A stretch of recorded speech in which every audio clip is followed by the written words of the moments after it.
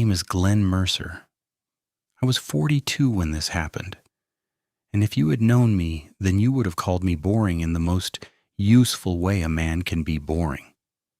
I lived in Rhinelander, held a state electrical license, paid my taxes on time, and spent most mornings driving county roads in the dark, with a thermos of coffee braced between the seats, and 300 pounds of tools sliding around in the back. I wired remodels, thawed frozen service panels, replaced old cloth-insulated branch circuits. People should have retired 20 years earlier. I was the guy folks called when lights flickered for no reason, then looked embarrassed when I found one loose neutral and fixed their mystery in 10 minutes. I liked that kind of work because it rewarded facts. If a breaker tripped, I had a list. If a motor failed, I had a meter and a process. If someone told me their place felt wrong, I checked load balance, panel heat, grounding continuity, and rodent damage in the attic before I listened to any story about curses. I did not believe in haunted houses, cryptids, or things watching from tree lines. My explanations ran on copper, weather, and neglect. Bad bearings could sound like whispering. Wind shear could rattle windows in patterns that made people swear they heard footsteps. Mice in a wall could mimic tapping so clean it sounded intentional. I had made a small career out of proving fear had wiring behind it.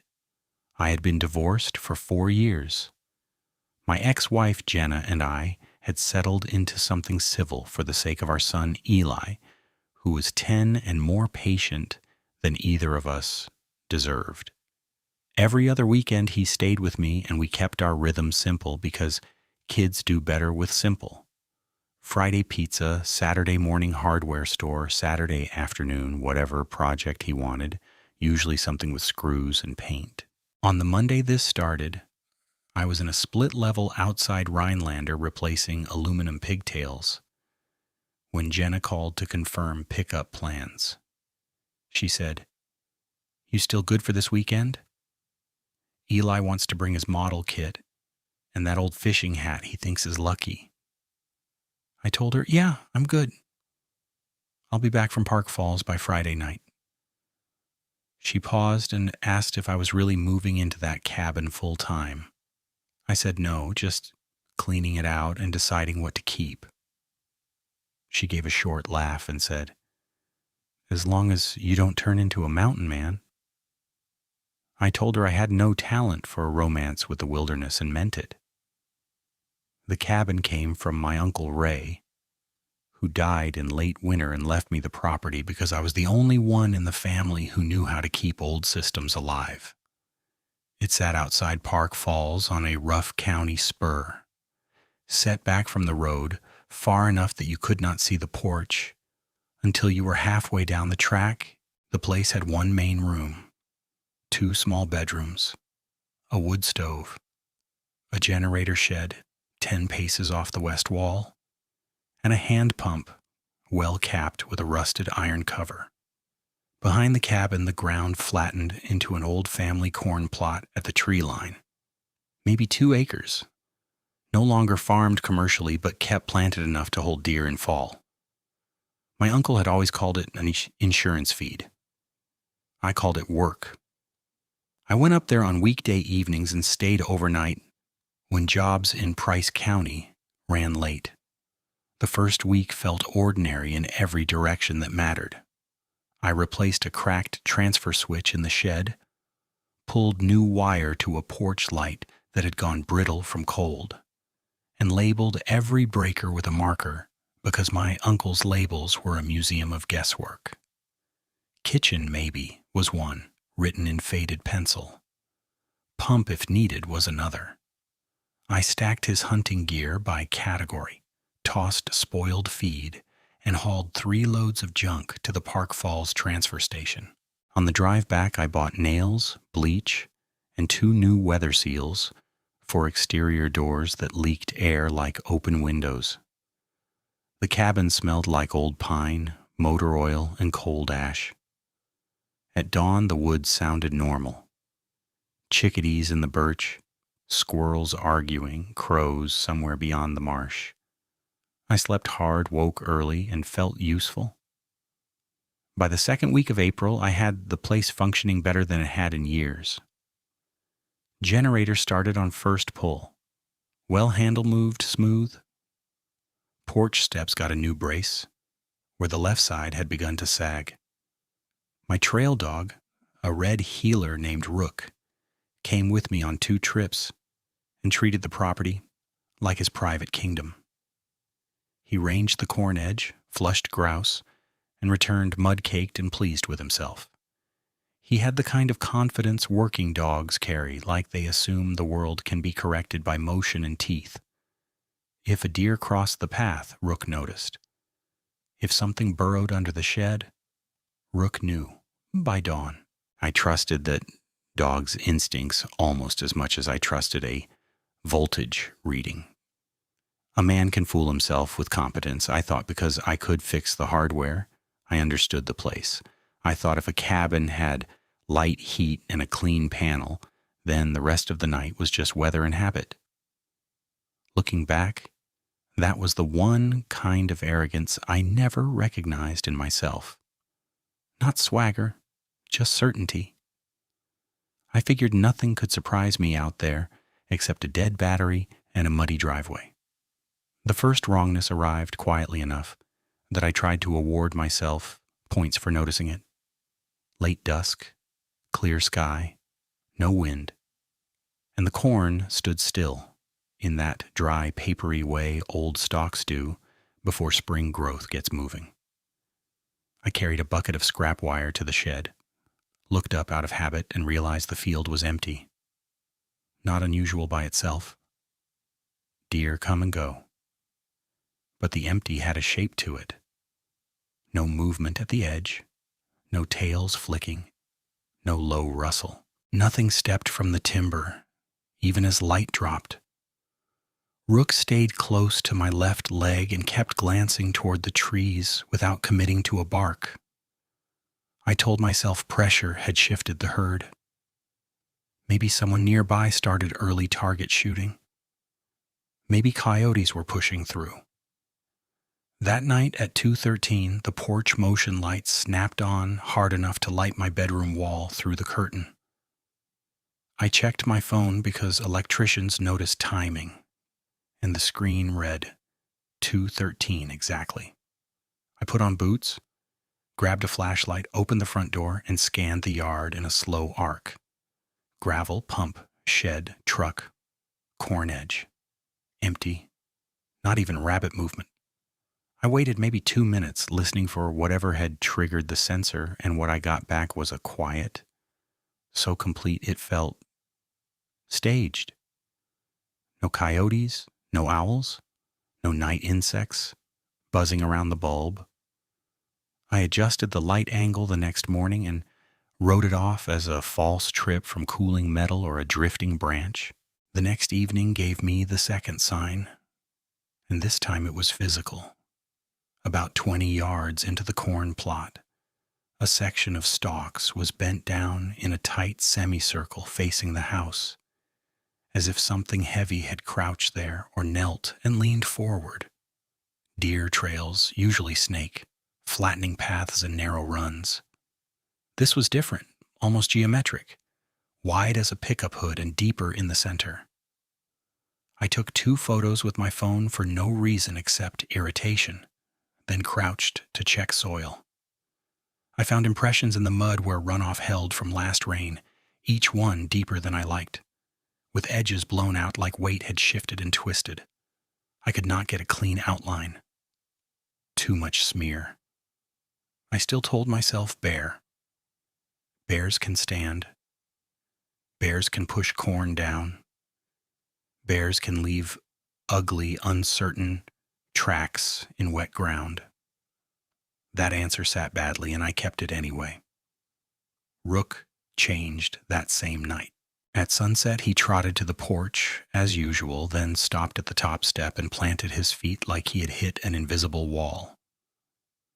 I called him twice. He looked at me, ears pinned, and gave a low sound I had never heard from him. Not a growl and not a whine, more like a warning pushed through his teeth. I took 2 steps into the yard, and he backed toward the door. I tried coaxing him with a piece of jerky. Nothing. He would not cross the threshold again until full daylight the next morning. Dogs have bad nights, I told myself. Could be porcupine scent. Could be an old wolf track. Could be anything except what my nerves were trying to write between the lines. Wednesday night gave me smell. It came after full dark, and only after full dark. A rank, wet fur odor with a sour edge, like stagnant water and old hide. Strong near the porch corner, gone by the pump.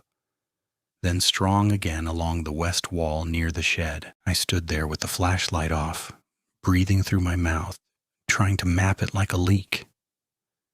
When I switched the light on, nothing moved.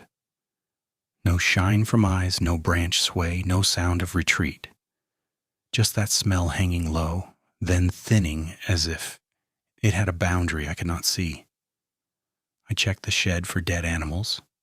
Nothing. Checked the crawl space vent. Clean.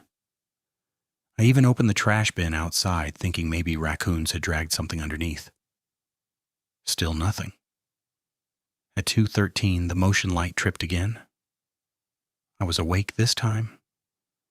I had gone to bed early because a panel upgrade in Philips had me up before dawn, and the instant that light flashed through the curtain, I was sitting up with my heart running ahead of me. I stepped to the window first instead of going outside, parted the blind with 2 fingers, and looked down the slope toward the corn. Empty yard. Empty field edge. The bulb threw a hard cone of white across gravel and old stalks, bright enough to show the shine on wet mud, and there was no body in it, no tail, no shadow. Crossing. The light cut off after 30 seconds. House went dark. I stood there counting my breathing and waited. At 2:13 and 38 seconds, it came on a third time. I went out with the flashlight and a length of conduit in my left hand because it was what I grabbed on the way past my tool bucket.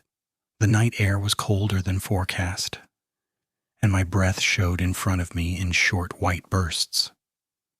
I circled the porch, checked the sensor mount, waved my hand under it, watched it trigger exactly as designed. I pointed the flashlight toward the corn plot and swept slowly. Halfway across the field, maybe 30 yards out, I caught a vertical line where stalks were parted, then nothing. No movement followed, no second sound, no animal bolting from cover. I listened until the cold pushed through my jacket and into my shoulders. By first light, I was back out with a tape measure and notebook, because process calmed me. I measured the depth of 2 impressions near the bent semicircle and compared them to deer slots from the path behind the shed. The unknown prints sank almost twice as deep in similar mud. Not clean enough for certainty, but enough for concern. I checked the sensor lens for spider webbing, cleaned contacts, and tightened the mount screw. At 7:10 that morning, with coffee gone cold on the tailgate, I wrote 3 possible causes in my notebook. Bear activity near corn, sensor nuisance trip, dog reacting to predator scent. It looked organized on paper. It felt thin in my gut.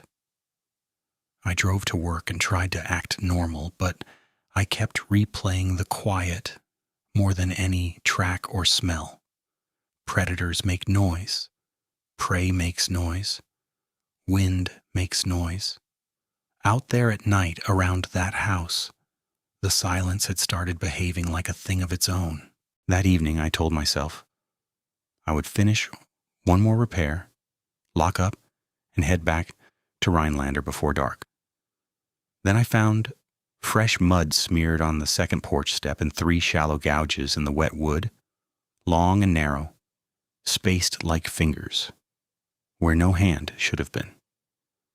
I stood with my keys in one hand and my flashlight in the other, doing the math between what I believed and what I was looking at.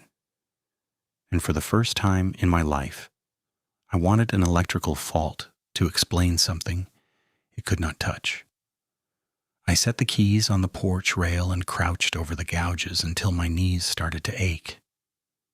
3 marks, each maybe 3 inches long, pressed into damp wood with a shallow taper at the end. Not square like a pry bar, not chipped like a boot heel dragging grit. The spacing mattered more than the depth. Center to center, they were wider than my hand spread. I measured with my tape anyway because numbers keep panic from getting in through the cracks. Just over 2 inches between each line. The mud smear above them was at shin height, as if whatever touched the step had leaned in and adjusted its balance. It was 6:41 p.m. when I stood up and looked at the corn. Light was dropping fast behind the pines, and the field held that flat gray tone where you could still see shape but no detail. Rook had already backed inside and posted himself beside the kitchen table, staring toward the door without blinking. I should have left right then. I knew it. Truck was packed, road was clear, and Rhinelander was 2.5 hours away. Instead, I told myself, one more pass, one clean set of notes, one photo with scale. I grabbed my phone, snapped close shots of the step in mud, then laid a screwdriver beside each gouge for reference, and took 3 more. My hands were steady. That bothered me later. At 7:10, I checked the perimeter with a headlamp, moving clockwise from the porch to the pump, then the shed, then the back corner where the grass gave way to old corn stubble. Along the shed wall, I found fresh scoring in the wood siding, 4 vertical marks higher than my shoulders. I am 6 feet even in boots. These sat a good 2 feet above me, maybe a little more. The cuts were narrow and parallel, not deep enough to split the board. But they had that clean peel at the edge you get from sharp pressure, not random abrasion. I pressed my thumb into one groove and felt wet sap, which meant recent. Near the base of the wall lay 2 strands of coarse dark hair caught in a splinter. Not much. Maybe 2 inches long each. The wrongness had started as absence. No deer, no coyotes, no usual nighttime chatter. That evening it changed form and became pattern. Around the house, in mud pockets, left by melt and old rain, I found impressions at staggered intervals that did not track cleanly like a bear and did not register like a person in boots. Some looked almost heel to toe in a line, deep in front, lighter in back, as if weight had loaded and unloaded in strange sequence. Some were just pressure sinks, with a long drag at one edge. They looped the porch, stopped near the window under my bedroom, then continued toward the corn, always facing back toward the cabin.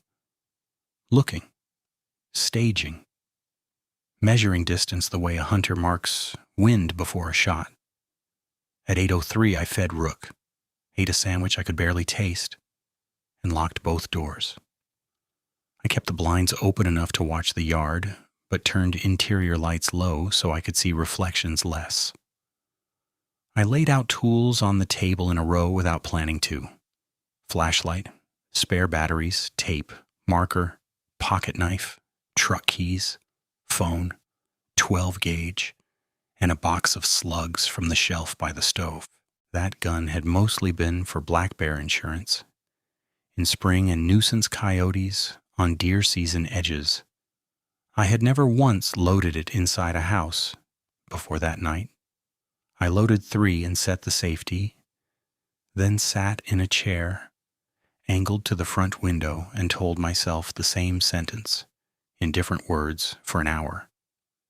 Bear, stressed and food-driven, maybe habituated, maybe young male pushed out by a larger one.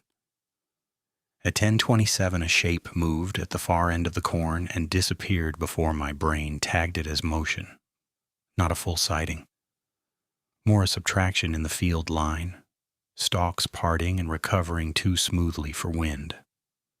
I stood, set the chair back quietly, and watched that spot until my calves burned. Nothing followed.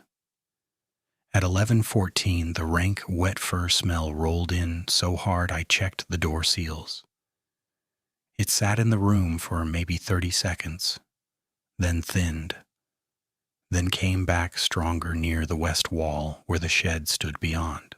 Rook got off the rug and tucked himself behind my legs, body shaking in short pulses he could not hide. I kept one hand on his collar and felt his heartbeat running faster than mine. Midnight came and passed.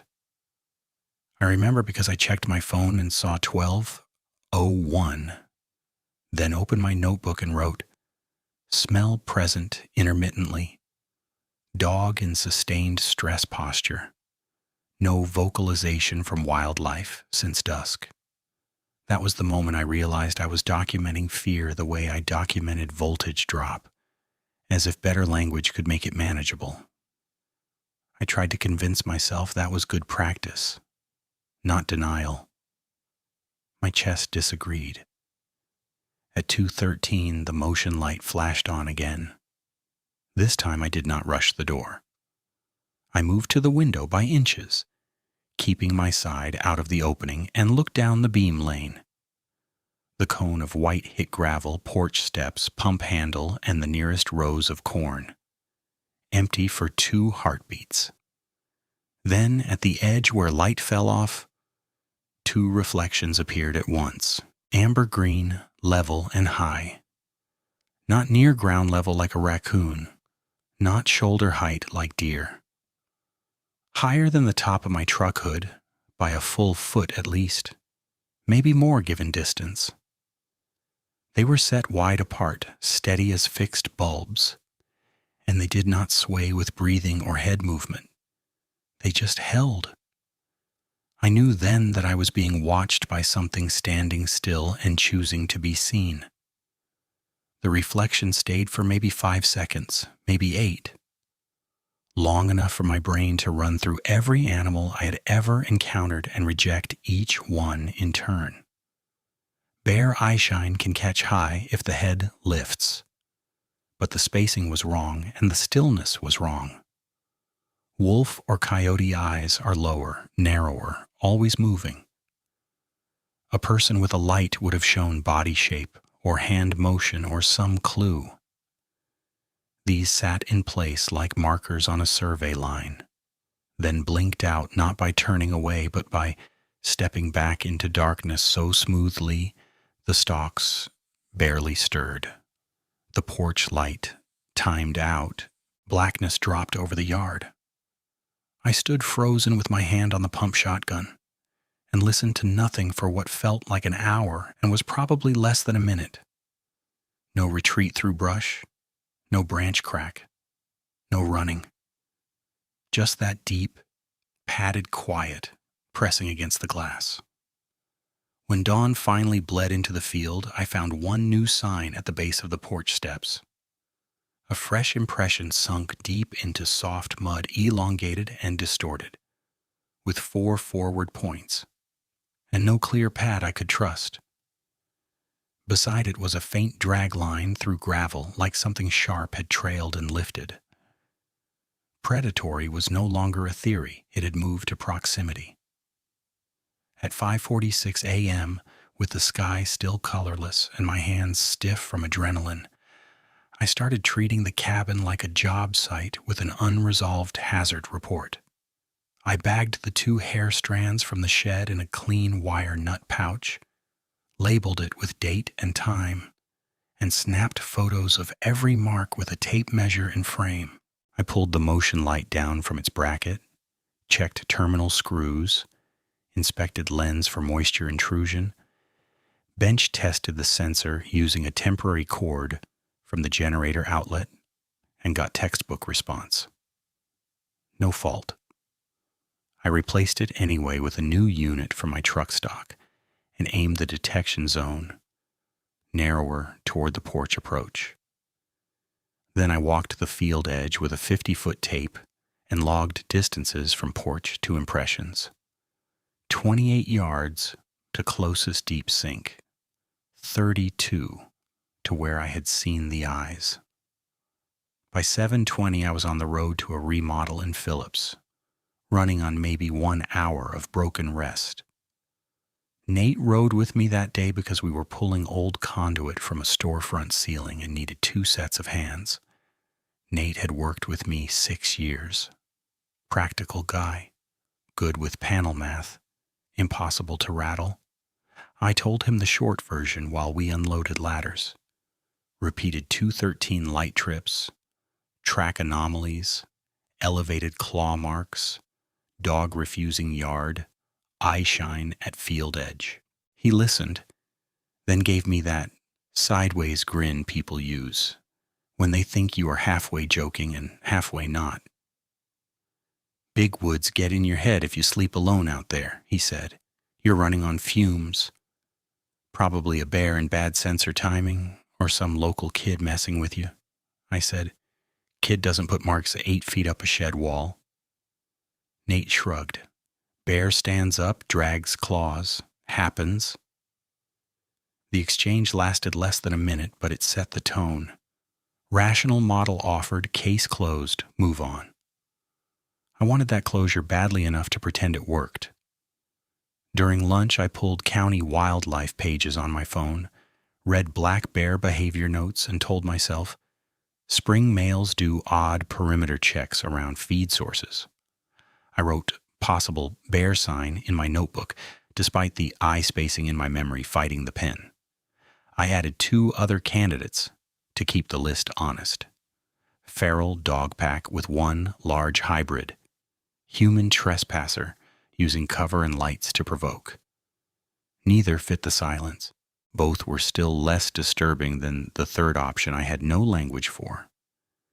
At 3:40 p.m., I called the county non-emergency line and reported possible predator activity near an occupied cabin plus property damage. A deputy met me at the spur road around 5:15. His name was Kessler, mid-50s, calm, polite, boots caked with spring mud. I walked him through the shed marks, the prints, the bent corn, and the motion light behavior. He looked, took 2 photos, and knelt over 1 impression without comment for a while. Then he stood and gave me the same framework Nate had, only flatter. Black bears can stand upright and reach higher than folks think, he said. Mud distorts prints. Dogs react to scent. Keep trash secured, make noise before dark. Don't approach cubs if there's a sow around. I asked if he could send wildlife to cast the tracks. He said they were too degraded for meaningful cast work and no active public threat was indicated. He left me a case number for property damage and drove off before sunset. External help had now resolved into paperwork and advice I already knew. At 6:02, I started a camera grid. 2 trail cams at the corn edge, facing inward. 1 at the shed corner facing porch. 1 above the pump angled toward the steps. I set each to video plus stills with timestamp overlay and fresh batteries. I added reflective survey tape to posts so I could reference distances in footage, then checked each field of view twice. As a backup, I repurposed an old security camera from my truck bin, wired it to a portable DVR in the kitchen, and aimed it through the front window to cover the exact lane where I had seen eye shine. If this was bear, I would prove bear. If it was a person, I would get a face or gait. If it was my nerves, the recordings would show empty yard and settle me. At 8:49, with darkness down and rain starting in thin diagonal lines, I performed one more rational cycle for my own sanity. Theory 1, bear. Evidence 4, shed marks, heavy impressions, corn disturbance odor. Failure points, eye spacing, sustained stillness at height, near silent movement, repeated timed approach. Theory 2, person. Evidence 4, possible patterning, circling behavior, apparent watching. Failure points, no boot tracks, no light source, no typical human noise, dog response more fear than aggression. Theory 3, canid. Evidence 4, smell, field movement, nocturnal activity. Failure points, height, posture implied by eyes, depth of track impressions. I wrote each in block letters, then underlined none. At 10:16, the rain stopped. At 11:02, the first camera alert chirped from the unit by the shed, then two more in quick sequence from the corn edge. I opened the handheld receiver and played back clips on the tiny screen, zooming with cold fingers while Rook paced behind me. One clip showed static and rain glare. One showed a blurred sweep of stalks bending as if brushed by something moving close to the lens but outside frame. The third froze, glitched, then resumed with timestamp jump of 54 seconds during the exact minute the motion light had flared outside. Corrupted file. No visible subject. I swapped cards immediately and checked battery voltage. All normal. At 12:31 a.m. I stepped onto the porch long enough to verify camera status lights, shotgun slung, headlamp off. The field smelled like wet earth and old hide. No wind, no insect noise. From the dark line beyond the last row, I heard one sound, low and deliberate. Not a growl and not a bark. More like breath pushed through a narrow space between teeth. It came once, then stopped. Rook, inside behind the door, let out a strained whimper and scratched to get farther away from the threshold. I went back in, locked both deadbolts, and sat with my back to the wall under the window, listening to slow footfalls trace the perimeter of the house without hurry, as if whatever was out there had all night to decide where to test next. I sat there with the shotgun across my knees and listened to that slow circuit continue under the window, around the porch corner, along the west wall, then back again, each step placed with an almost careful pressure that made the boards and gravel answer in tiny, separate sounds. It was not pacing like a frightened animal, it was checking. I tracked the line in my head by memory of the yard, counting distance from the pump to the steps, from steps to shed, from shed to the bedroom window where my shoulder touched the wall. Rook had wedged himself between the couch and the stove, shaking so hard his tags clicked against the floor every few seconds. At 12:47 a.m., the motion light came on without warning and poured white across the porch rail. The footfalls stopped. On the exact beat, the bulb flared. I stayed down, eased one eye above the sill, and found empty gravel where I expected movement. The cone reached just past the first rows of corn and then fell off into black. Nothing stood in it. Nothing crossed it. The light snapped off. 10 seconds later, it triggered again. Brighter this time because my eyes had adjusted, and still I saw only open yard and old stalks, bowing slightly under leftover rain. Then 2 points lit up at the far edge of the beam, amber green and hard as glass marbles under a flashlight. They were too high. That hit me first and cleanest. If I drew a line from the porch deck through those reflections to where they sat in the field, the eyes were level with the top of the shed door frame, maybe higher. A bear could rise, yes, I knew that. I had told myself that all day. But risen bears sway and drop and sway again. These remained fixed. No bob, no tilt, no side-to-side correction, as if the body under them had locked every joint and simply watched me breathe through the wall. I clicked the safety off and heard the sound loud in the room. Rook pressed farther back, claws scraping for purchase on hardwood. I tried the practical move first. I reached to the table, grabbed the high-lumen handheld, and thumbed it on through the glass. The beam struck the eyes directly and should have revealed shape. Instead, the reflections shrank to pinpoints and slid 1 inch apart, then held. No snout edge, no ear outline, no shoulder, just those 2 points hanging at a height that made my stomach drop. I told myself it was angle, lens glare, water on the window, a branch catching light in 2 wet knots. I moved 3 feet left to change perspective, and the points tracked with me, preserving the same spacing, preserving that level line. Not a branch, not fixed to background, following, choosing. The porch light timed out again. The eyes vanished as if someone covered them with a hand. I waited for a retreat noise and got none. No crash in the corn, no branch break, no exhale, just silence, pressed tight against the siding. I counted to 30 in my head and didn't trust my own count because my pulse was thudding in my ears. The motion light stayed off for almost a full minute. When it fired the 3rd time, the eyes were no longer at the field edge. They were near the pump, maybe 15 yards out, same height, same spacing, now inside the brightest part of the cone, where any normal body should have thrown shadow. There was still no body I could separate from darkness.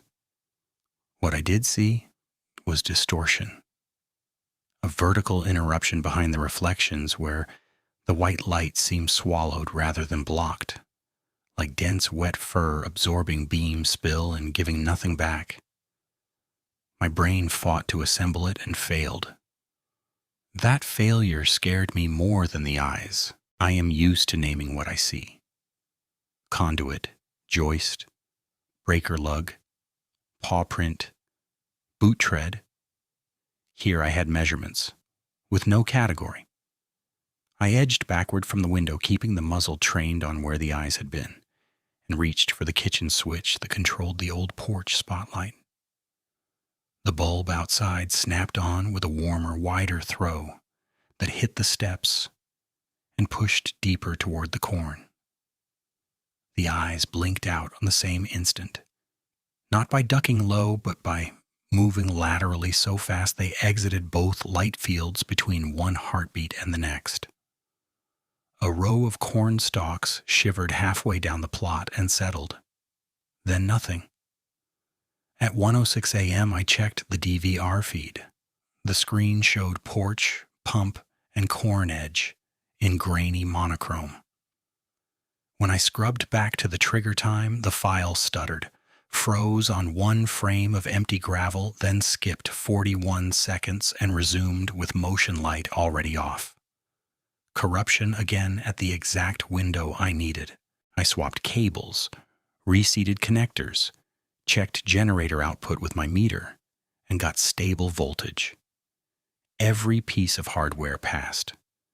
Every meaningful second was missing. The night dragged in uneven chunks after that. I stayed inside, moved from window to window, and wrote times in my notebook with cramped block letters I could barely read. 1:22. Smell present at west wall. 1:31.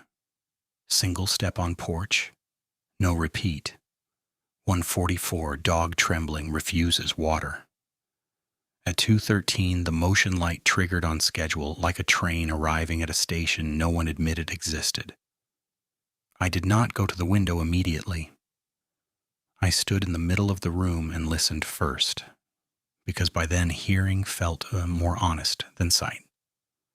3 footfalls crossed the gravel, one on the bottom step, one on the top step, then a long pause by the door. I knew where the peephole sat in that old wood, a cheap brass tube my uncle installed years ago. I moved slow, kept my shoulder off the jamb, and looked through. The fisheye view bent distance, but I could still read porch boards and rail posts. For a second, I saw only wet wood and rain beads catching glare. Then the two reflections rose into frame from below, climbing until they filled the top half of the peephole, close enough that each iris showed a ringed texture around the glowing center, like metal filings in green resin. They were not deer soft. They were intent. Predatory in the quiet way a vice is quiet before it tightens. My throat closed up. I took one step back and almost tripped on the rug. The eyes remained beyond the door, not scratching, not striking, not making the chaos a bear would make if it wanted in, just waiting, testing whether I would open.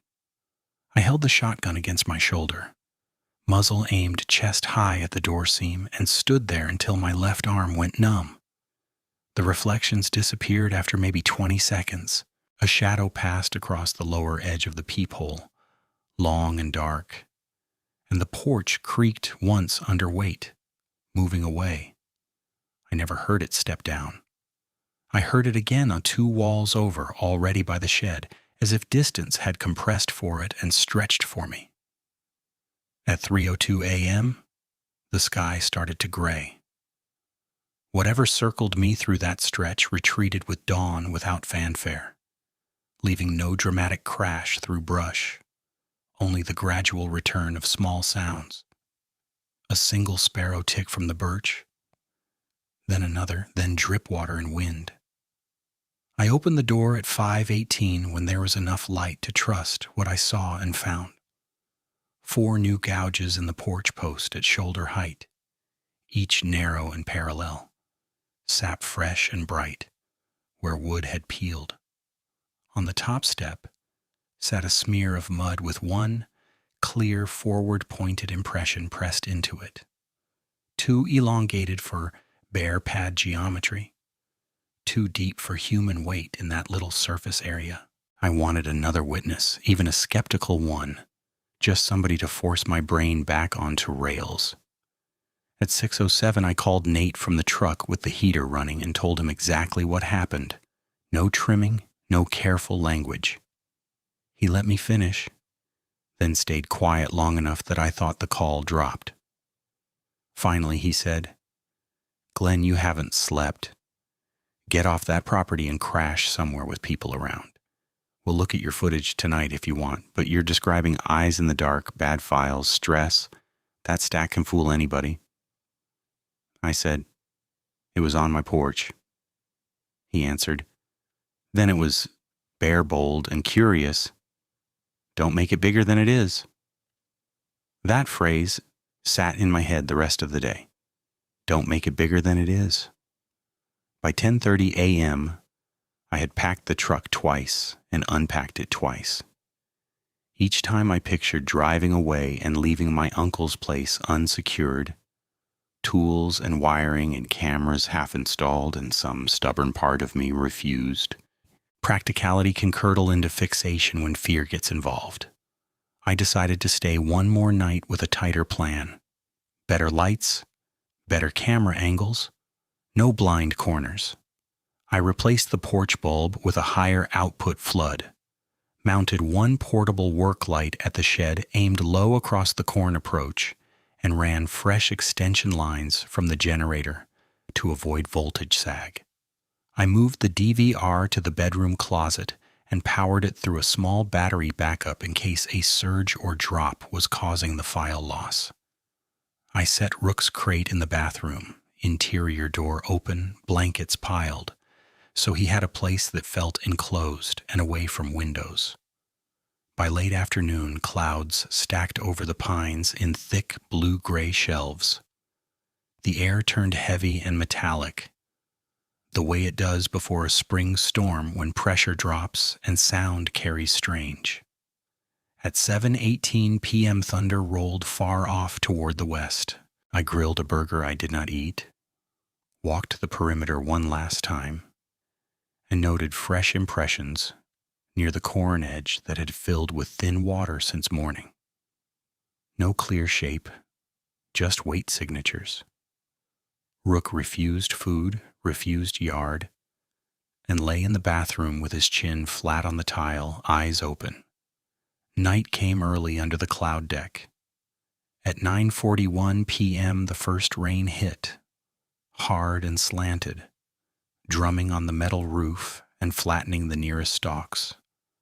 The storm gave me 10 minutes of false comfort, because noise meant I could pretend anything out there was weather. Then lightning started. Not close strikes at first, but sheet flashes behind the cloud base that turned the whole field white for half a second at a time. In those pulses, depth vanished, and every object became a cutout. Porch rail, pump, shed, corn, tree line. At 10:03 p.m., during one of those long white flickers, I saw the silhouette. It stood at the edge of the corn where the rows met the dark timber, broad enough that my first thought was two men shoulder to shoulder. Then the light dropped and came again, and the shape shifted in one piece, not two. Upright, hunched forward through the upper back, arms hanging too long relative to torso. The head sat forward from the shoulders on a neck angle that looked wrong for anything I knew in these woods. Not round-eared bear profile, not a person in gear. The top of it cleared the corn by a margin that made scale slam into place all at once. 7 feet, maybe more, depending on distance error. Massive either way. I froze at the window and counted the seconds between flashes because movement only existed for me when lightning provided frames. First flash, still at tree line. Second flash, 1 row closer. Third flash, gone. My breath caught and I scanned left, right, porch, shed. Nothing. Then a smaller flash lit the west side and I caught the outline near the generator shed. Impossible displacement in too little time, unless it had moved fast, while hidden in dark intervals. The rain intensified, running sheets off the roof. I switched on the shed work light and the porch flood together. Bright cones cut through water and turned every drop into silver needles. For an instant, the field looked empty under artificial light.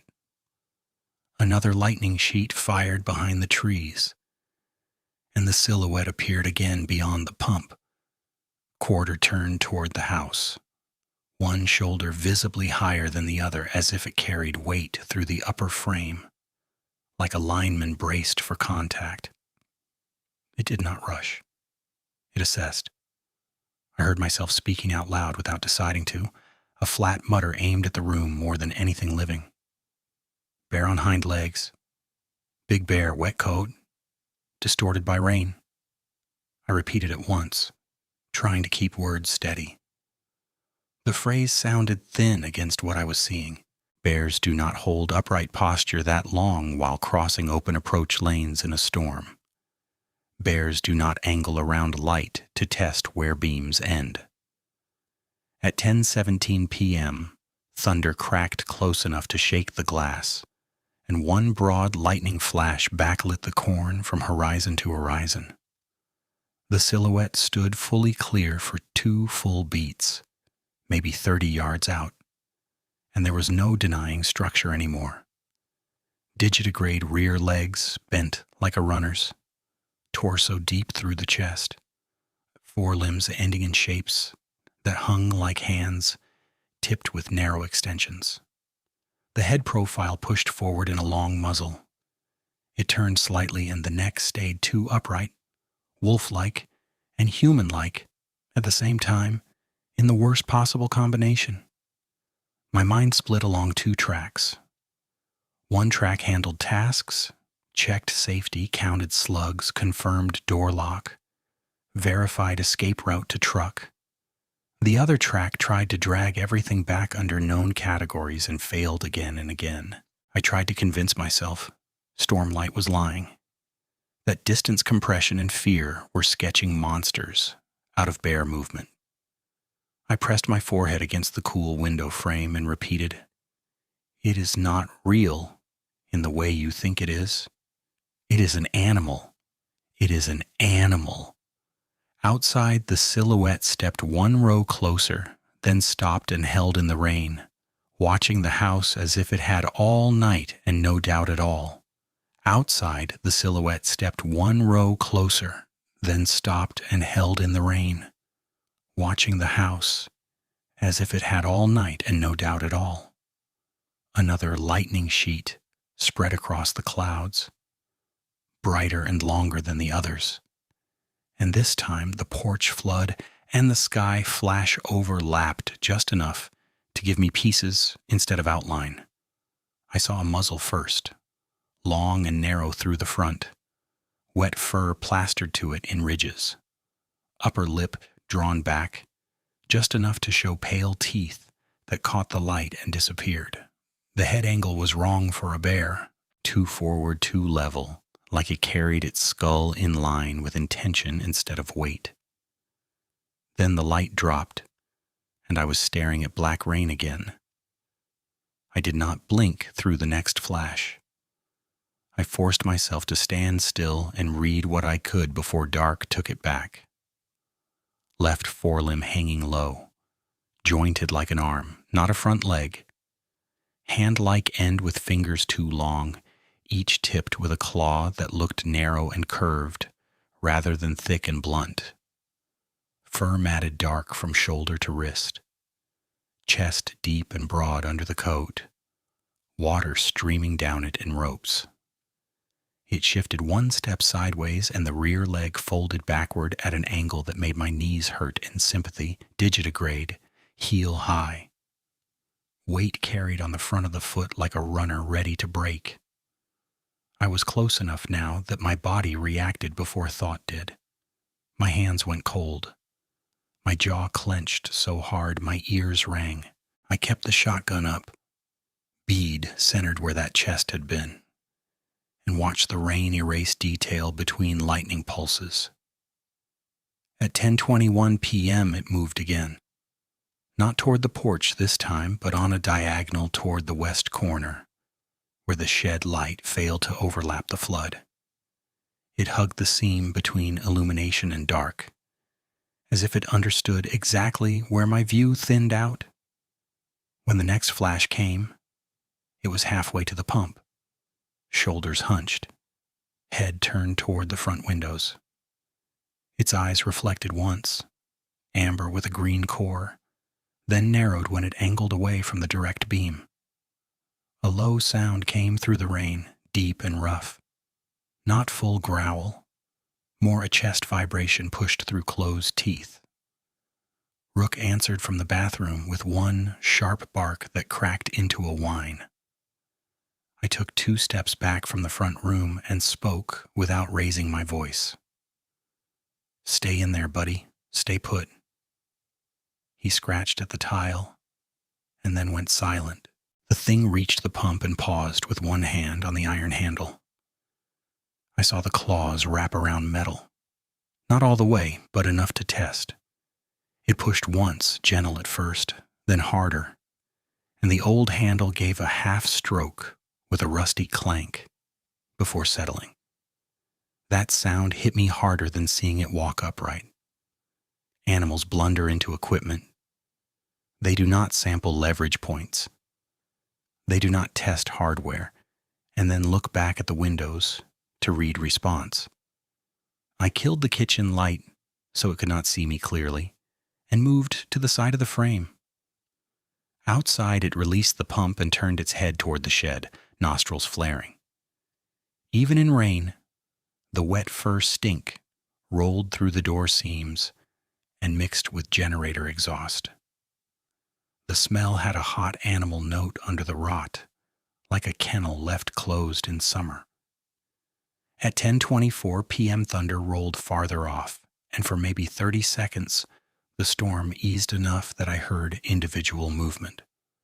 Claws clicking lightly on the pump base, water dripping from porch rail. A slow inhale from the yard that sounded too big for any canid I had ever hunted around. Then 3 measured steps across gravel toward the front of the house. I dropped lower, set the shotgun barrel on the sill for support, and looked through the gap in the blind. It entered the flood cone in fragments. Right shoulder first, massive and round under soaked fur. Then neck, 2 upright. Then jawline. The muzzle turned toward me, and I caught the full profile for a clean second. Elongated snout, dark nose, broad at the bridge, lips pulled enough to expose long canines and smaller tearing teeth behind them. There was no slackness in it, no confusion. It looked alert, focused and calm in a way that made me feel suddenly and completely outmatched. Its ears were set back against the skull, triangular but short under the wet coat. Scars crossed the left side of its snout in pale lines where fur did not grow right. Water tracked down those scars and fell from the jaw in a steady drip. Its forearm flexed when it shifted weight, and the muscles under the fur bunched like braided cable. The claws were longer than I'd guessed from the porch marks, maybe 3 inches from curve to tip. Lightning popped again, and I saw the eyes directly for the first time at that distance.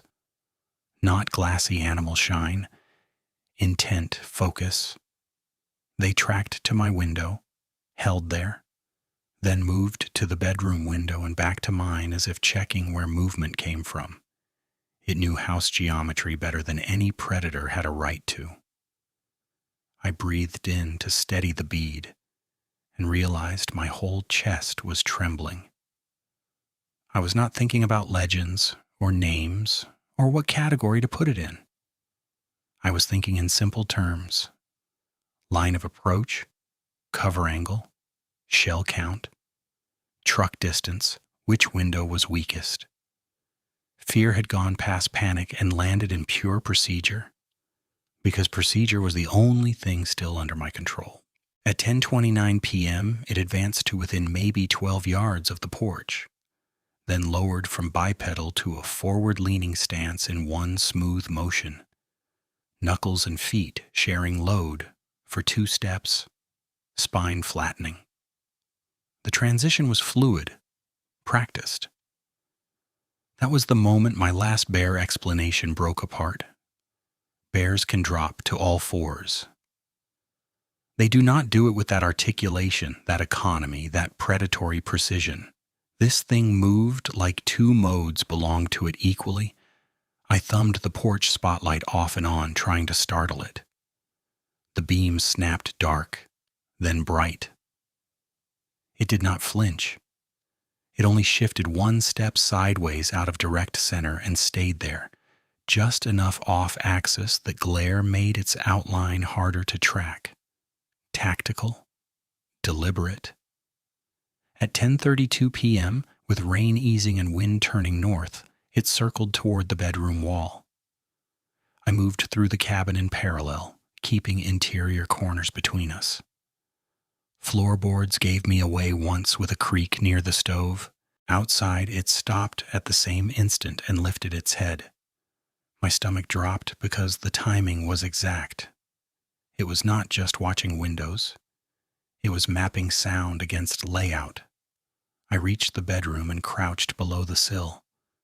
Through the lower edge of the blind, I saw fur pass close, maybe 4 feet from the wall. Black-brown and slick with rain. Shoulder height almost level with the bottom of the window frame. A forelimb came into view, hand opening and closing once, claws clicking lightly against the siding. The claws traced along the seam where trim met wall, traveling toward the corner until they found the old knot in the wood under the window. The same knot I had pressed with my thumb earlier that week when checking for rot. The hand paused there, pressed, released. No random animal finds that knot in darkness on a first pass. Something that had watched me work did.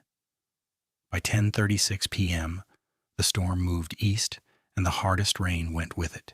The yard brightened under steady floodlight, and every sound became clearer.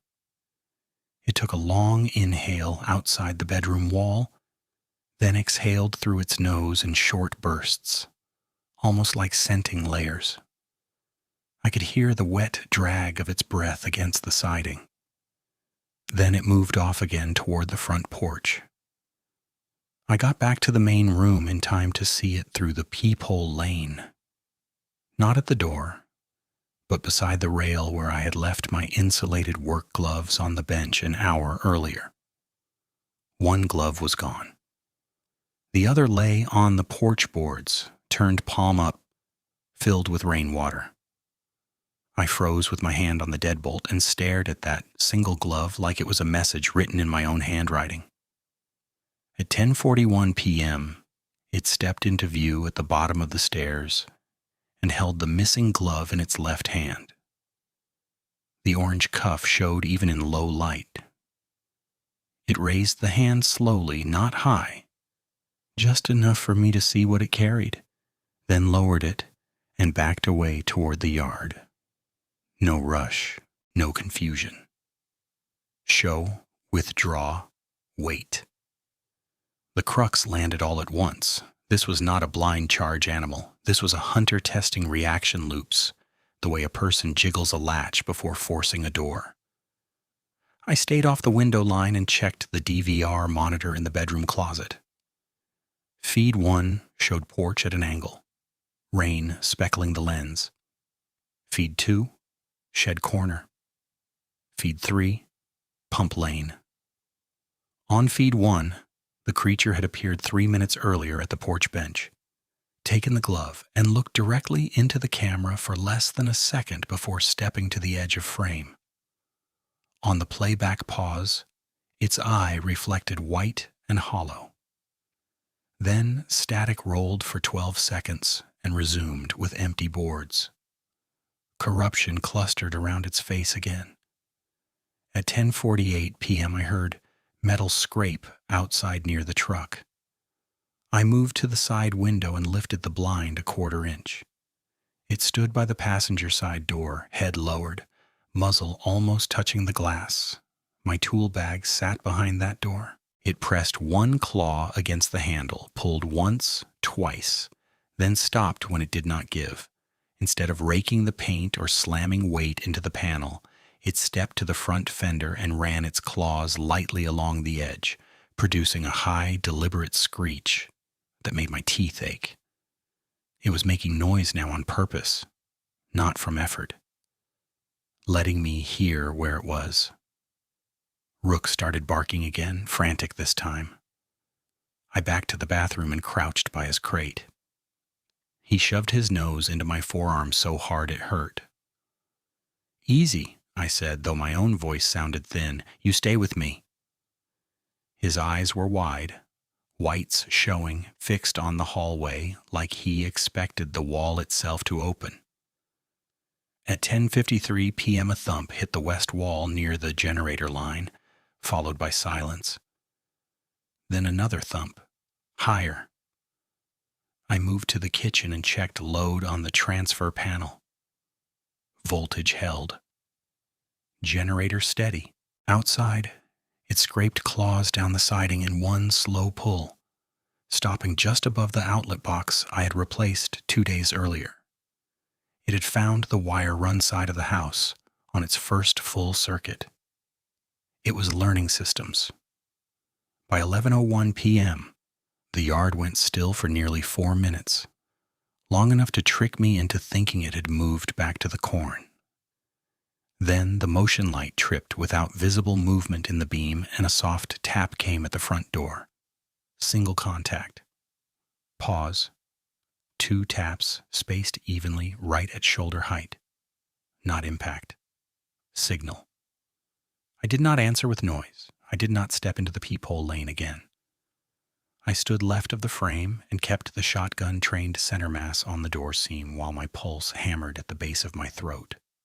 Another tap. Then the brass knob turned a 1/4 inch and stopped at the lock. That small mechanical sound inside my own house ended any remaining doubt about what role I had in this. This thing was not passing through. It was not defending young. It was not startled and searching for escape.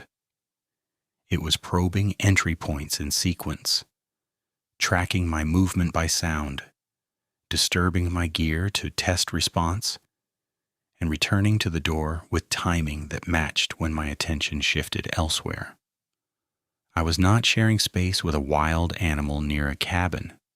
I was inside a structure, being worked by a predator that had chosen me specifically and had the patience to keep choosing me until one mistake opened a path.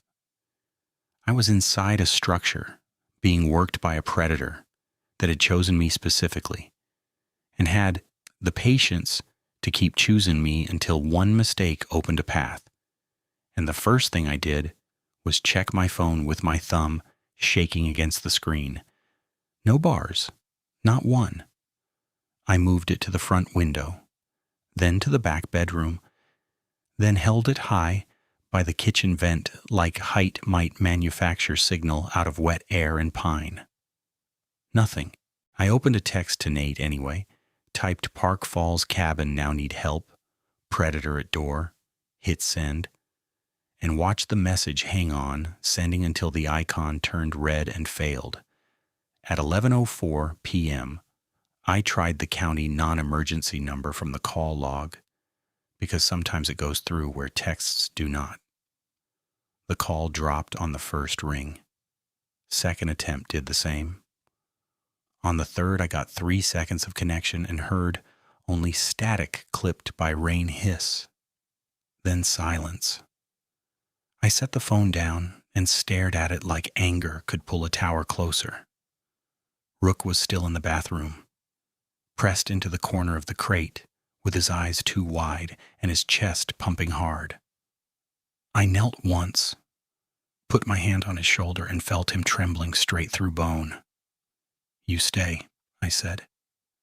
"No matter what you hear, you stay." He licked once at my wrist and tucked his nose down again. Another slow turn of the doorknob came from the front room, metal against metal testing for play. Then it stopped, and the porch boards creaked under shifting weight. The sound moved left 1 step, 2, then off the porch and back to gravel. It did not slam the door when it found it locked. It changed method. I stood and forced my breathing into count, the same way I did when crawling attics with the live circuits nearby. In for 4, out for 4, hands steady task list.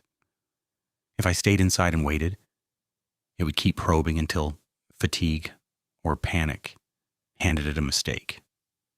If I ran for the truck blind, I would cross 20 yards of open ground it had already mapped better than I had. If I fired through the door, I might hit it, or I might give away my position and burn shells I could not replace. None of those options ended with control. At 11:08 p.m., the motion light flashed again and cast moving shadows through the blind slats. I looked through the narrow gap and caught a glimpse of it by the truck, head low, near the passenger mirror, one forelimb on the hood. It dragged a claw down metal in a slow line, listening to the sound it made. Not rage, experiment. That gave me one opening and one idea I hated. The generator shed sat 10 paces off the west wall, wired to the transfer switch I had rebuilt the first week. I knew every run in that place, knew what outlets were on what leg, knew exactly how much load the old unit could take for short burst. I also had 3 heavy extension coils, a box of insulated staples, and a pair of lineman gloves. If I could lay a stripped conductor path along the porch approach and energize it only when weight committed, I could buy seconds. Not long. Seconds were enough. I tried to convince myself there was a cleaner plan, some better move where I did not step outside while that thing circled the house. Nothing came. Procedure stayed procedure. I grabbed the electrical tote, 2 extension cords, side cutters, staple gun, gloves, and my headlamp with the red lens. I set the shotgun by the back door. I checked the chamber twice and loaded 2 extra slugs in my shirt pocket.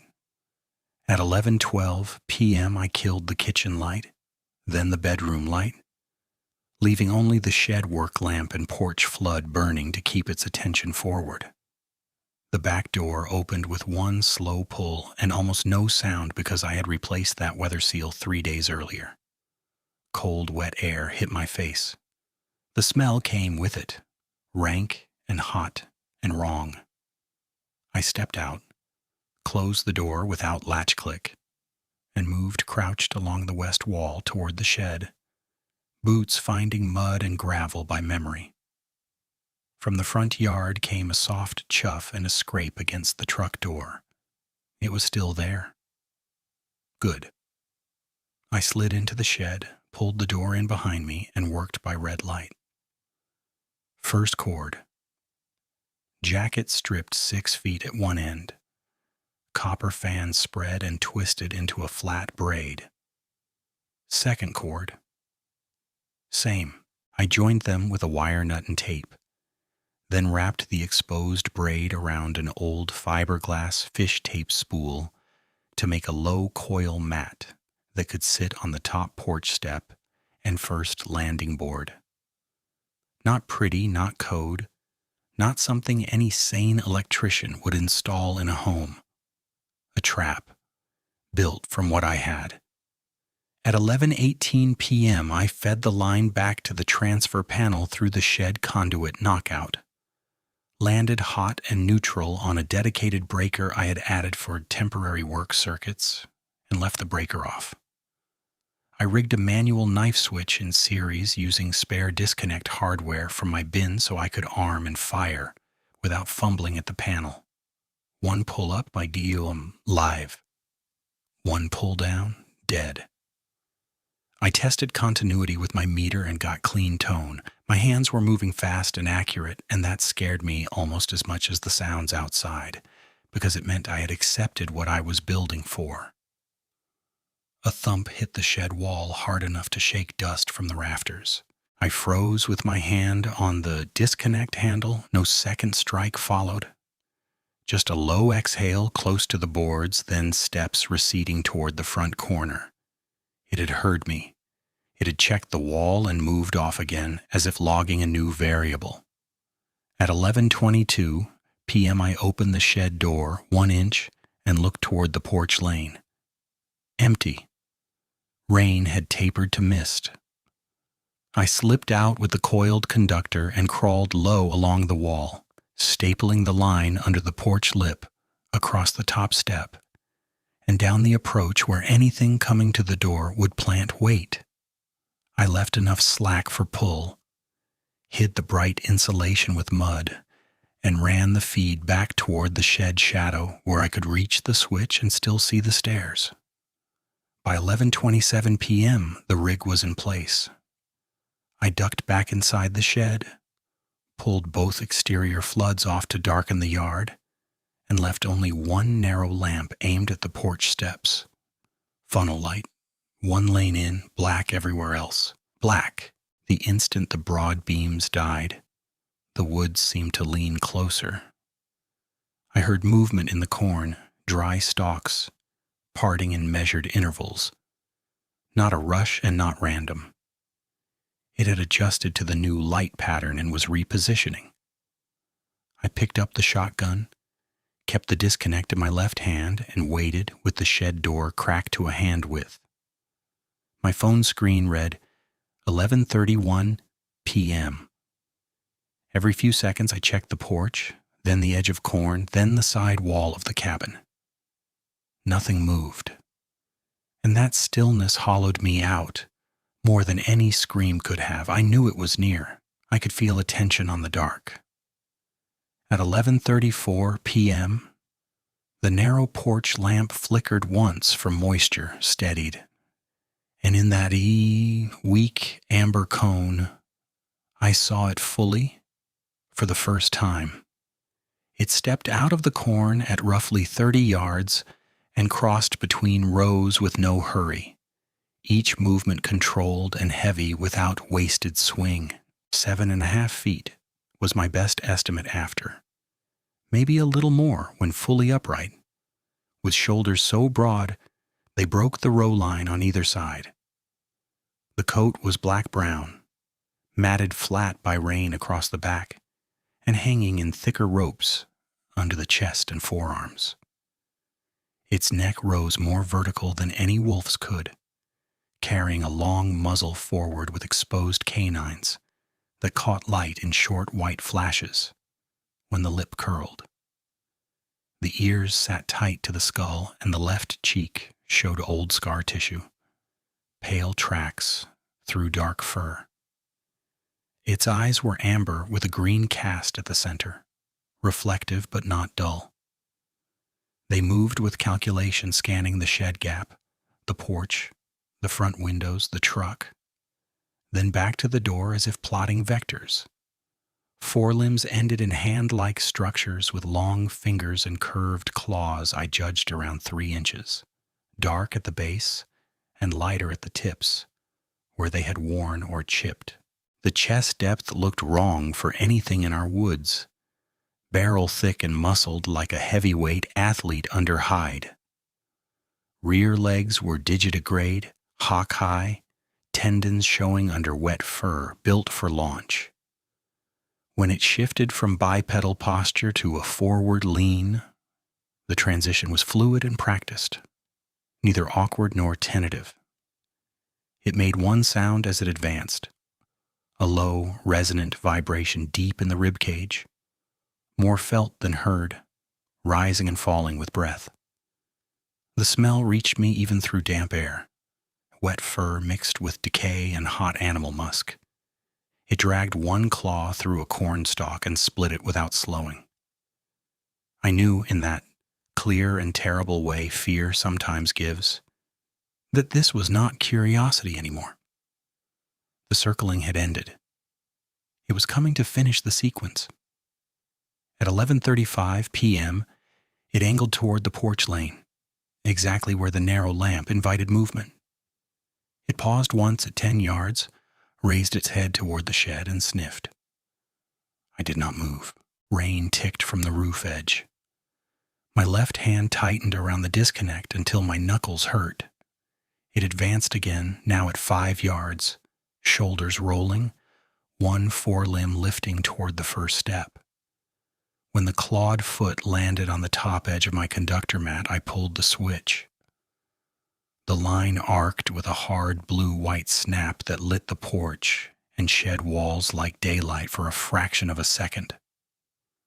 The creature convulsed, muscles locking, jaws clamping with a sound like stone grinding. It jerked backward, one hand clamped to the rail, then pitched forward into the step as current held for a beat and a half. Burnt fur smell hit instantly, sharp and chemical over the musk.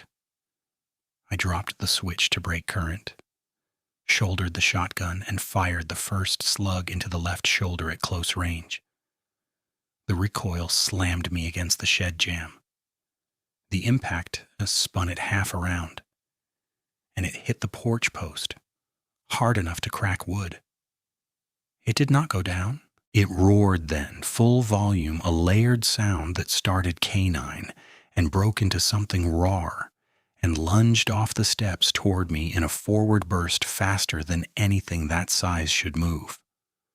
I fired the second slug at the base of the neck as it crossed the lamp cone. The shot caught high and drove it sideways. It collided with the corner of the porch, tore a section of rail free with one flailing strike, and rolled into the gravel. For 2 seconds it thrashed there, claws gouging earth. Then it regained its feet and launched toward the corn on all fours, one forelimb hanging wrong and smoking at the fur near the wrist where the arc had taken it. I racked on instinct and got empty. No shell left in chamber. I reached for my pocket, fumbled one slug into wet fingers, dropped it, then recovered and loaded, while backing toward the back door.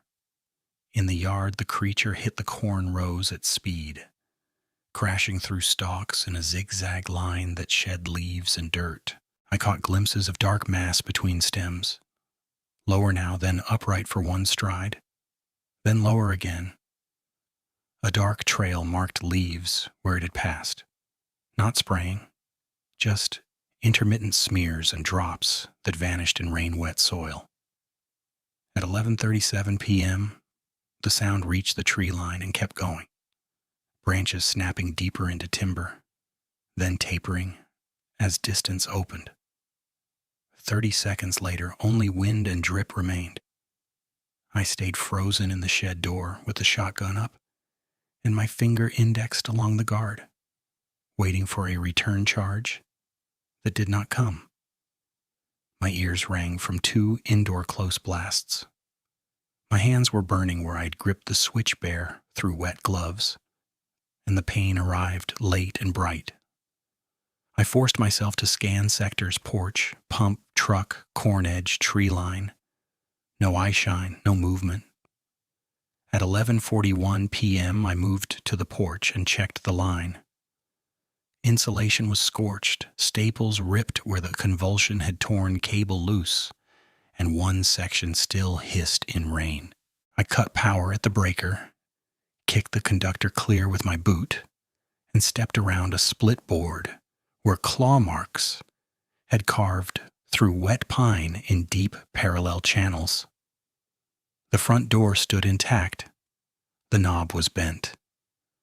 The narrow lamp threw weak light across the broken rail and down the first rows of corn where the escape path cut a jagged lane toward the trees. I followed it 15 yards with the shotgun up, then 20. Leaves were torn at chest height in places, lower in others, marking where it had switched posture while moving. Beyond the field, near the rocky creek bed that marked my property line, the sign scattered onto stone and disappeared. No more prints I could trust. No clear direction past the water. I did not chase. That thought never even formed. At 11:49 p.m., I backed out of the corn, never turning my back to the trees, and cut straight to the back door. I went in fast, cleared the kitchen and hall by reflex, then hit the bathroom. Rook was still jammed in the crate corner, shaking so hard the wire rattled. "Come on, buddy, we're leaving now," I said, voice rough and too loud in my own ears. He would not step out, so I clipped his leash to the crate frame, hauled the whole crate up against my chest with the shotgun slung, and carried him to the truck in one trip, scanning the corn edge between every 3 steps. I shoved the crate onto the passenger side floor, looped the leash to the seat bracket, slammed the door, then climbed in with muddy boots and shaking hands. I locked all doors, started the engine on the second crank, and swung the headlights toward the cabin one last time. Broken porch rail, hanging wire, open corn lane, dark timber beyond. Nothing in the beams. When I put the truck in gear and hit the spur road, I was half deaf, breathing too fast and running on pure motor memory, but I was moving away from that field, and for the first time that night, distance was finally increasing in my favor. When I put the truck in gear and hit the spur road, I was half deaf, breathing too fast and running on pure motor memory, but I was moving away from that field. And for the first time that night, distance was finally increasing in my favor. I kept the headlights on high and the mirror angled toward the rear glass, checking every 10 seconds for eyes in the beam trail. At 11:58 p.m. I fishtailed once on wet gravel, corrected, and felt my left calf seize so hard I almost blacked out. That was when I realized I had torn something when I went over the porch rail. My hands were worse. Both palms were blistering under the gloves where current had traveled through wet leather, and every time I tightened my grip on the wheel, I got a bright, needle-sharp burn up my wrists. Rook made low, broken sounds from the crate, but stayed down. At mile 12, I started shaking in waves. The delayed shock kind where your teeth chatter even with the heater running full. At mile 23, the first gas station lights showed up off Highway 13, and I pulled in too fast, clipped the curb, and parked crooked across 2 spaces under the canopy because I could not line up straight. The clerk came to the door when he saw me stumbling in with one boot unlaced and blood from my scraped shin drying black on my jeans. I said, "Need a phone with signal right now. Animal attack. Cabin outside Park Falls." He looked past me at my hands and just nodded. At 12:19 a.m., I got 911 on the first try. Dispatch asked if the threat was active and if anyone else was still on scene. I told them no one human was there, gave the county spur, mile marker, and gate description, and heard my own voice going flat and mechanical while I spoke. I called Nate next. He answered on the 4th ring, sleep heavy and irritated until he heard me breathing. "Glenn, where are you?" I said, "Gas station south of Fifield. It came in. I shot it." I burned my hands setting a live line. Silence, then a different tone from him. "Stay put. Do not drive again. I'm calling Jenna so she doesn't hear this sideways." By 12:42 a.m., an ambulance from Park Falls rolled in, and a deputy I did not know took my shotgun, cleared it, and logged it, while paramedics wrapped my palms in saline gauze. They got me to the emergency department at 1:31 a.m. The nurse cut my gloves off, irrigated both hands, and asked the same orientation questions 3 times because I kept losing the thread halfway through answers.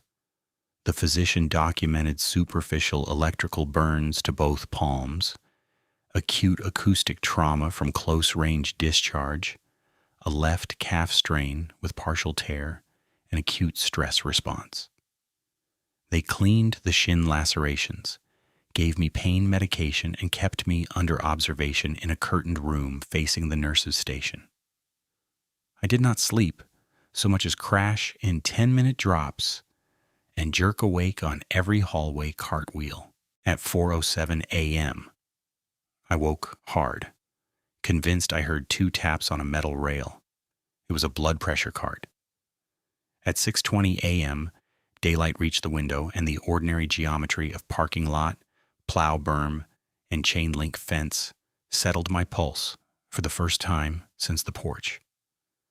A deputy took a preliminary statement at 7:05.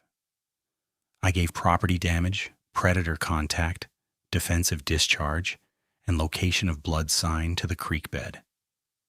I didn't describe digitigrade legs, doorknob testing, or the glove held up like bait. I had already watched disbelief once. I was not adding psychiatric evaluation to the list. At 9:14 a.m., Deputy Kessler called my room phone after seeing my name on the overnight log. His voice was the same calm register as before. "Heard you had another bear incident." I said, "Not a bear." He paused, then answered, "Glenn, I can log unknown, large, predator, and property damage, and I can request a wildlife sweep. That is what I can do." That was the closest he got to admitting anything outside the standard script. Wildlife officers went out that afternoon, found disturbed corn, blood traces to the creek rock, scorch on porch boards, and no recoverable track line past water. Their written note, which I received a week later, said probable injured black bear. Direction of travel undetermined, caution advised. No follow-up team, no cast, no sample pickup. The 2 hair strands I had bagged in the wire nut pouch stayed in my truck lockbox until May, when I paid a private lab in Wausau for a basic screen. Their result came back degraded sample, insufficient nuclear DNA, no species determination. I kept the report anyway. At 10:02 a.m., I borrowed a charger, backed up every file from my phone and trail cameras to 2 drives, and labeled each folder by date and timestamp. 3 clips showed clear environmental context. Empty porch seconds before activation, static roll during trigger windows, and 1 partial frame of the thing's shoulder and eye before the feed tore into digital noise. The DVR drive had repeating corruption exactly during closest approaches, including the bench sequence where it took my glove. That glove never turned up in the yard, shed, truck, or tree line. I uploaded stills to cloud storage, printed hard copies at a shop in town, and put 1 set with the case number paperwork. I kept the rest private. Nate came to the hospital around noon with clean clothes and my wallet from the cabin. He sat beside the bed, looked at the photos without speaking, then said, "I was wrong to brush you off. I do not have a name for that." He never tried to finish that sentence after. 3 days later, on a clear afternoon at 2:40 p.m., I went back once with Nate and a towing buddy to empty the cabin. We worked fast and in daylight only. I cut and removed the scorched porch line, bagged the burned cable and the cracked disconnect handle, and logged them as discarded hazard materials before dropping them at a certified disposal point in Minocqua. We packed my tools, personal records, rook's crate, and nothing sentimental from hunting shelves. I left my uncle's rifles with the estate attorney for legal transfer to another relative and declined every piece offered to me. By the second week of June, I signed a sale agreement with a timber buyer at below market value. Full disclosure for structural damage and wildlife concerns. No financing contingencies, close in 30 days. Standing at that folding office table with fluorescent lights buzzing above us, pen in my hand, I felt guilt about letting family land go cheap. I signed anyway. On July 11th at 11:08 a.m., deed recorded, keys surrendered. My legal tie to that property ended. Work changed next because it had to. I told my contractor I was done with isolated county calls and overnight remote jobs. He argued once about pay difference, then saw my medical restrictions and moved me to commercial interiors in Wausau, Merrill, and Stevens Point. Mostly schools, clinics, and office retrofits where power was stable and help was close. I rented a duplex on the lit edge of Wausau with neighbors on both sides and streetlights that stayed on all night. Week 1, I replaced every exterior screw with longer hardened fasteners, installed steel core doors, added monitored cameras with battery backup, and set redundant motion lighting on separate circuits so one failure could not blind the yard. I tested those systems every Sunday at 8 p.m. Same checklist, same order. I stopped staying anywhere overnight if there was no reliable grid power and no immediate response radius. Every vehicle got a trauma kit, spare flashlight, tourniquet, and charged battery pack. I carried a sidearm legally and trained monthly, not because I believed hardware solved what happened, but because routine gave my hands somewhere to put the leftover adrenaline. Jenna saw the difference before I explained it. During Eli's first visitation weekend after the hospital, I woke at 2:13 a.m. from a dead sleep, standing in the hallway with my heart pounding and my hand on the front lock I had already checked twice before bed. Jenna had come early for pickup and heard me yelling from the kitchen. We sat at the table after Eli went to the car with his backpack, and I spread out photos, medical notes, and the wildlife report in silence. She looked through all of it, then asked only one question. "Is Eli ever going to that cabin again?" I told her. "There is no cabin for us anymore." Her posture changed right there from guarded to practical. She stopped calling my precautions paranoia. We updated visitation logistics around places with predictable lighting and close neighbors, and she backed me when I asked for no late-night drop-offs on rural roads. My circle narrowed to two people who did not argue facts: Jenna and Nate. Everyone else got the edited version about a bad predator encounter and property sale. I am 43 now. I still wire buildings for a living, still trust meters and continuity checks, still believe most strange noises have mechanical causes. I also scan field edges every time I drive past open ground after dark, and when a motion light trips behind my place, I feel that old surge in my chest before I verify camera feed and reset my breathing. Therapy helped more than pride wanted it to. Tuesday sessions for 6 months, then bi-weekly, then monthly maintenance. We worked trigger mapping, sleep routines, and controlled exposure, which for me meant daylight-only walks on marked trails with a partner and a strict turnaround time before dusk. I can do that now without spiraling. I cannot do isolated cabins. I do not try. The Cornfield Watcher is what I call it because names can pin memory to one place instead of letting it leak into every shadow. I do not know what species box it fits, or whether what I wounded died, healed, or moved to another drainage. I know what it did at my door, what it tested, what it learned in real time, and how fast it adapted when I changed the light. My story ended in practical terms the night I drove out and kept driving. I survived. I reported what I could. I sold the land. I rebuilt a life with rules that keep me functional and close to help. If you hear this and decide I misread a bear, that is your right. I spent most of my life making that same kind of argument.